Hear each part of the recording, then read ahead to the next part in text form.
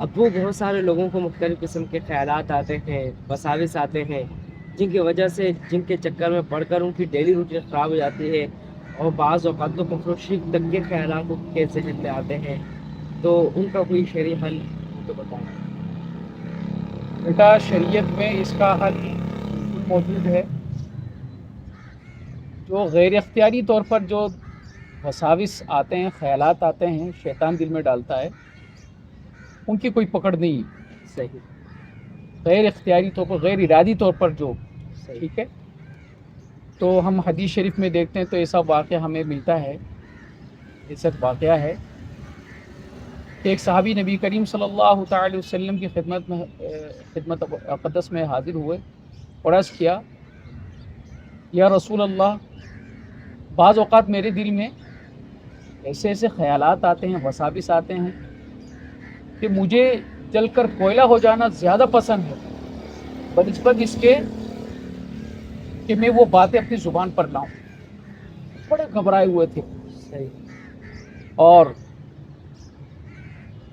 یہ سوچ رہے تھے کہیں ان وساوس اور خیالات کی وجہ سے میں ایمان سے نہ خارج ہو جاؤں۔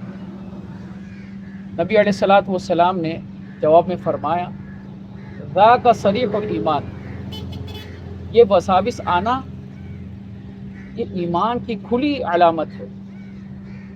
یعنی وساوس اس آدمی کو آتے ہیں، وہ خیالات شیطان اس آدمی کے دل میں ڈالتا ہے جس کے دل میں ایمان ہو، ٹھیک ہے۔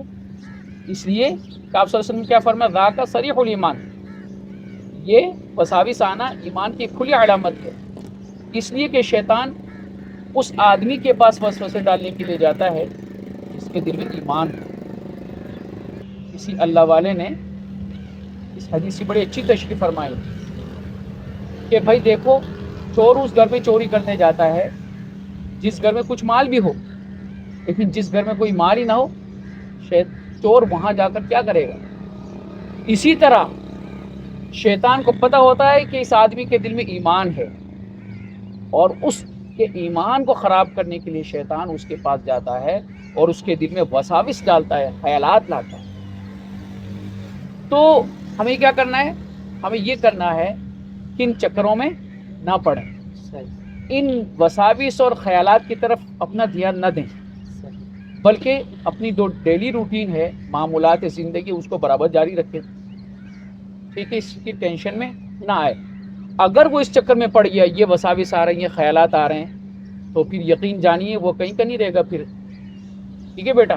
ہاں، ایک خیال ہے جس پر آخرت میں پکڑ ہوگی، جس گناہ کو کرنے کا اس نے کیا کر لیا، پکا ارادہ کر لیا کہ میں نے یہ گناہ کرنا ہے، ٹھیک ہے، آیا تو ارادہ غیر اختیاری طور پر اس نے اس غیر اختیاری ارادے کو ایسی طاقت دی کہ اس نے پکا ارادہ کر لیا کہ یہ گناہ میں نے کرنا ہے، ذرا بھی تردد نہ ہو۔ اب اس خیال پر اس کی پکڑ ہوگی۔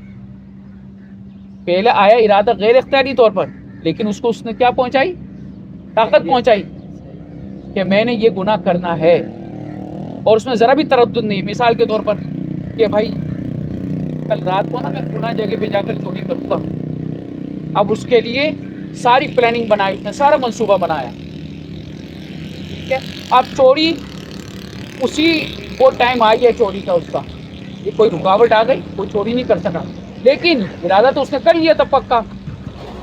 اب اس خیال پر آخرت میں اس کی پکڑ ہوگی، ٹھیک ہے بھائی۔ میرے خیال سے میں نے آپ کو جواب بتا دیا، ٹھیک ہے۔ اس لیے ٹینشن میں پڑنے کی کوئی ضرورت نہیں ہے۔